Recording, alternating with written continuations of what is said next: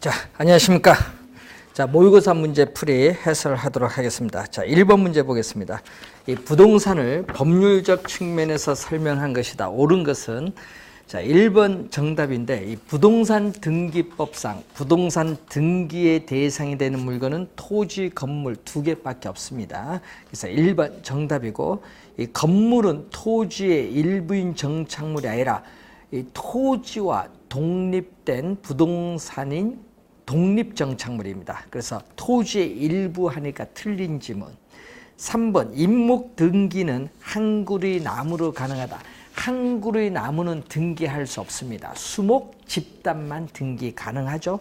틀린 지문이고 제거하여도 건물의 기능 및 효용에 손실이 없는 부착된 물건, 예를 들면 벽시계, 우리 집에 있는 벽시계 이런 것은 정착물이 아닌 동산으로 분류하죠. 정착물로 취급하니까 틀린 지문. 소유자가 임시로 식재 밑줄. 임시로 식재는 것은 다른 곳에 옮겨 심을 수 있다는 얘기인데 임시로 식재하여 정착된 정원수는 정착물로 간주하지 않습니다. 뭐죠? 임시로 식재했기 때문에 동산으로 분류하죠. 왜? 계속성이 없는 물건이기 때문에 동산으로 분류합니다. 1번 정답이죠. 자, 2번 문제로 갑니다. 자, 2번 문제 보시면은 토지 용어의 정의에 대한 설명으로 옳은 것은 이행지란 농경지에서 택지로 변화 과정인 토지는 이행지가 아니라 후보지 개념. 후보지죠. 자, 용도적 지역. 용도에 따라 지역을 분류하는데 크게 택지 지역, 그리고 농지 지역, 임지 지역으로 분류합니다. 그러면 이 농지 지역이 논밭 임야거든요. 이 논밭 임야를 택지로 조성 중에 있다. 이 전환 중에 있는 토지, 논밭 임야가 택지로 전환 중에 있는 토지를 전문용어로 우리 뭐라고 하죠? 후보지. 1번은 후보지에 대한 개념. 자, 하나의 지번이 붙는 토지의 등록 단위를 우리는 뭐라고 하냐? 토지의 등록 단위를 필지입니다. 필지. 자, 이 필지에 대해서 획지는 뭐죠? 획지는 가격 수준을 구분하기 위한 경제적, 부동산학적인 개념이죠. 네, 가격 수준을 구분하기 위한 경제적, 부동산학적인 개념을 획지죠. 그래서 틀린 지문이고 3번은 건축법상의 대지에서 건축물의 연면적이 아니라 바닥면적, 이 바닥면적을 제외한 부분을 공지라고 하죠. 그래서 틀린 지문. 맹지는 도로와 전혀 접하지 않은 토지로서 맹지 상태에서는 건축 허가가 나지 않고 또 맹지는 다른 사람의 토지를 통해서 출입을 해야 되기 때문에 감가가 발생합니다. 맹지도 감가가 발생하고요.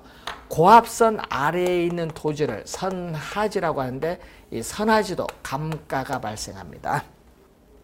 5번 부지는 건축물이 있는 토지가 아니라 건축물이 있는 토지를 건부지라고 하죠. 건부지. 부지가 아니라 건부지. 부지는 어떤 일정한 용도에 제공되는 바닥 토지로서 포괄적인 용어입니다. 자, 2번에 4번이 정답이죠. 자, 3번 문제로 갑니다. 3번 문제를 보시면은 자연적 특성인 부증성에 대한 설명 중 옳은 것. 자, 부증성은 토지에 생산비를 투입을 하여도 자연적으로 주어진 토지의 양은 결코 증가시킬 수 없다. 비생산성입니다. 그래서 엄격한 의미의 토지의 생산 공급은 안 되기 때문에 토지 공급을 용도 변경의 공급, 보유 공급이 되게 합니다. 공급자 경쟁보다는 수요자 경쟁을 유발하죠. 그래서 도시로 인구가 증감에 따라 도시 토지인 택지는 계속 수요가 증가하는데 택지 공급 능력의 한계로 도시 토지가 부족해지는 문제를 야기하죠. 그렇기 때문에 도시 토지를 이용하고자 하는 수요자 간의 경쟁에서 집가는 계속 상승을 하는 거죠. 1번 정답이고 토지의 물리적 공급 곡선을 뭘로 만든다? 완전 탄력적이 아니라 완전 비탄력적이죠. 완전 탄력적이 아니라 완전 비탄력적인 공급 곡선, 수직선의 형태로 만들죠. 완전 비탄력적인 공급 곡선을 가지기 때문에 토지 시장에서 균형 가격이 자연스럽게 형성되지 않습니다. 정부의 토지 시장에 대한 개입의 명분을 강화시키죠. 토지는 유한하기 때문에 강화시킵니다. 토지 공개념의 근거가 되죠. 택지 조성과 수면 매립 등을 통해 토지의 절대량은 증가시킬 수 있으므로 이는 부증성이 된다. 여러분, 토지의 절대적 양은 어떻게 돼요? 공급이 증가시킬 수 없다. 자, 이 토지의 이 물리적 공급인데 이 물리적 측면에서 이 토지 양은 불변이고 물리적 공급은 증가시킬 수 없어요. 물리적 측면에서의 토지 양은 고정돼서 변화가 없어요. 토지의 뭐죠? 택지 조성, 공유 수면 매립을 통해서 토지의 경제적 공급은 증가가 가능한 겁니다. 그래서 틀린 지문이 되겠죠. 증가시킬 수 없습니다. 있음으로 하니까 틀린 지문이고요. 자, 균형 가격. 자, 완전 비탄력적인 공급 곡선을 가지기 때문에 수요자에 따라 가격이 달라지죠. 그래서 균형 가격 형성이 우리가 곤란하다. 네? 자연스럽게 형성되지 않는다는 거죠. 자, 지가가 우리가 계속 오르게 되면은 도심에서의 건물이 점점 고층화되는 토지 이용에서의 집약화를 촉진하죠. 집약적 토지 이용이 우리가 나타납니다. 1번 정답이 되겠죠. 자, 4번 문제로 갑니다. 이 부동산의 수요와 공급에 관한 설명으로 틀린 것은 가격 이외에 다른 수요 결정 요인이 변할 경우는 수요 곡선 상에서 이동한다니까 틀렸죠. 수요 곡선 자체가 이동합니다. 수요 곡선 상에서 이동하는 것이 아니라 이 가격 이외에 다른 요인이 변할 경우는 수요 곡선 자체가 이동을 하는 수요의 변화입니다. 수요 곡선 자체가 이동하는 무슨 변화? 수요의 변화를 의미합니다.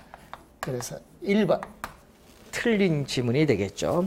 2번 소득의 감소라는 요인으로 수요 곡선 자체가 왼쪽 좌측으로 이동하는 것은 수요의 변화. 수요 곡선 자체가 이동하면 수요의 변화인데 수요의 변화 중에서도 수요의 감소죠. 2번 수요의 변화 중에서도 수요의 감소.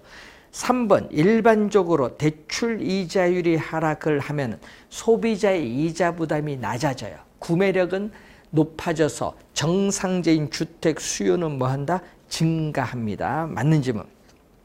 균형 상태인 시장에서 건축 원자재의 가격이 상승하면은 건축비가 상승하죠. 자, 그러면 이 얘기죠. 여러분, 수요와 공급이 주어졌을 때 건축비가 상승을 하게 되면은 어떻게 돼요? 공급이 감소하죠. 자, 건축비가 상승을 하면은 공급이 감소해서 공급 곡선이 왼쪽으로 이동하죠. 새로운 균형점에서 균형 가격은 상승하고 균형 거래량은 감소합니다. 균형 가격이 상승하고 균형 거래량은 감소합니다. 그래서 4번 맞는 질문이고 5번 임대료가 상승하면은 부동산 수요량이 줄어든다. 자, 5번은 예를 들어서 우리 임대료 대신에 커피로 한번 예를 들어볼까요? 여러분 이해하기 좋도록. 자, 여러분이 이해하기 좋도록 커피로 한번 예를 들어보겠습니다. 자, 커피 가격, 커피 수요량인데, 자, 수요 곡선은 일반적으로 우하향하죠. 자, 요 A점에서 이렇게 커피 가격이 오르면 수요 법칙에 따라 수요량은 감소합니다. 이때 이 가격의 변화에 대해서 수요량이 이만큼 변화하는 것을 우리는 가격 효과다. 이 가격의 변동에 따라 수요량이 변동하는 효과를 가격 효과인데, 이 가격 효과는 대체 효과와 소득 효과의 합으로 구성됐죠. 커피 가격이 오르면은 홍차 가격은 상대적으로 싸기 때문에 비싼 커피의 소비를 줄이는 이 효과를 대체 효과입니다. 커피 가격이 오르면 실질 소득이 하락을 하기 때문에 커피 소비가 줄어드는 게 소득 효과죠. 그래서 커피 가격이 오르면 수요량이 줄어드는 것은 대체 효과와 소득 효과로 설명할 수 있습니다. 그래서 5번 맞는 지문이 되겠습니다. 자, 5번 문제로 갑니다. 부동산 공급에 관한 설명 중 옳은 것은 부동산의 공급 곡선은 일반적으로 뭐다? 우상향하죠. 일반적으로 우상향하죠. 가격과 공급량은 비례한다. 자, 여러분 2번은 공급의 법칙을 묻는 거죠. 자, 공급의 법칙은 분석하고 있는 변수인 가격을 제외한 다른 요인은 변화가 없다고 가정했을 때 가격이 오르면 수익성이 높아지기 때문에 어떻게 돼요? 우리는 공급자는 공급량을 늘리고 가격이 하락을 하면 공급량이 줄어드는데 이 가격과 공급량 사이의 관계가 이렇게 같은 방향으로 변동하는 것을 플러스 양의 관계라고 하죠. 이 양의 관계를 우리 무슨 관계? 비례 관계. 같은 방향으로 변동하는 것을 비례 관계라고 보는 거죠. 그래서 2번 정답. 부동산의 공급의 목적은 효용 극대화가 아니라 고전적인 목적인 이용 극대화입니다. 틀렸고 공급량의 변화는 여러분 가격 이외에 다른 요인의 변화에 의해서 공급량이 변한 것은 공급의 변화입니다. 자, 5번에 4번 지문은 바로 뭐의 변화? 공급의 변화.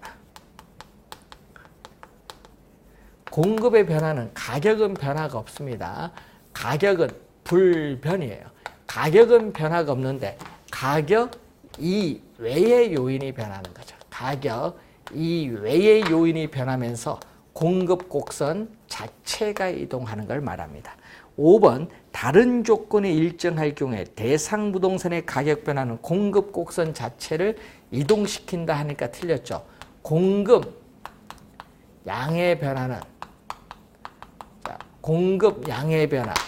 이 양의 변화는 가격은 어떻게 돼요? 가격이 변하는 거죠. 가격이 변화함에 따라 공급 곡선 어떻게 돼? 상에서 이동을 하죠. 공급 곡선 상에서 이동할 때를 공급 양의 변화죠. 자, 이런 얘기죠. 대상 부동산의 가격.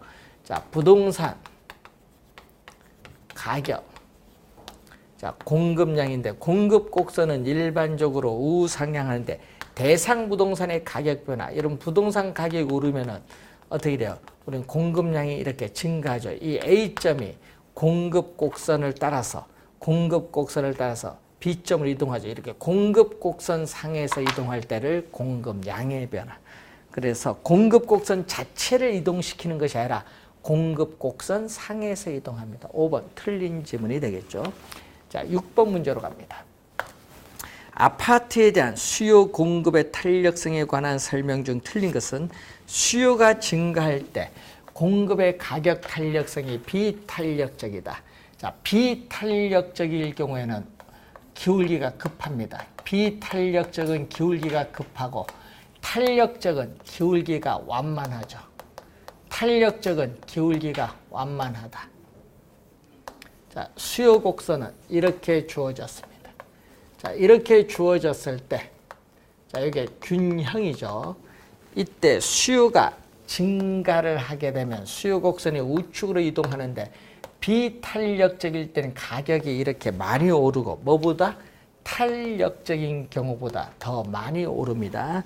1번 비탄력적일수록 가격이 더 오른다. 맞는 지문이죠. 그래서 항상 올해도 시험에 출제 예상되거든요. 그래서 1번과 3번 지문은 올해 출제가 예상되는 지문입니다. 비탄력적. 그래서 비탄력적일수록 가격에 있어서의 변화폭, 비탄력적일수록 가격의 변화폭은 더 크다. 요걸 꼭 명심해야겠죠. 자, 1번 맞고 2번 수요 교차 탄력성은 특정 상품의 가격 변화율에 대한 관련 재화의 수요량 변화율. 상품 두 개가 나오면은 교차 탄력성입니다. 분모는 가격, 분자는 수요량입니다. 맞는 지문이죠. 자, 그리고 3번은 얘기죠. 2번은 수요의 가격 탄력인데 수요 곡선이 기울기가 급하면 또 비탄력적. 수요 곡선의 기울기가 완만하면은 탄력적이죠. 자, 이런 형태가 주어져 있습니다. 자, 이런 형태가 주어졌을 때 2번은 공급이 감소하죠. 공급이 감소하면은 또 비탄력적일 땐 가격이 이렇게 많이 오르고 뭐보다 탄력적일 때보다는 비탄력적일 때 가격의 변화폭은 더 큽니다. 그래서 3번도 맞고 4번은 공급이 가격에 대해서 완전 탄력적이다. 공급이 가격에 대해서 완전 탄력적인 수평선이 주어졌죠. 수평선이 주어졌을 때 이렇게 주어졌는데 이때 수요가 증가를 하게 되면은 뭐가 돼요? 균형 거래량은 증가인데 수평선일 때는 가격은 불변입니다. 수평선일 때는 가격은 불변. 거래량은 뭔다? 증가한다. 4번 정답이고 2번은 수요가 가격에 대해서 완전 비탄력적이다. 완전 비탄력적일 때는 수직선이 주어졌죠. 자, 이렇게 주어졌을 때 우선 어떻게 공급이 증가하면 공급 곡선이 우측으로 이동하는데 가격은 하락을 하지만 거래량은 변하지 않습니다. 자, 수직선일 때는 거래량은 변하지 않고 수평선일 때는 가격이 변하지 않습니다. 꼭 기억해 두시고요. 4번 정답인데 자, 6번 유형의 문제 올해 출제 예상되는 부분이죠. 잘 정리해 두시기 바라고. 자, 7번 문제로 갑니다. 다음은 A 지역의 주택과 B 지역 주택에 대한 설명이다.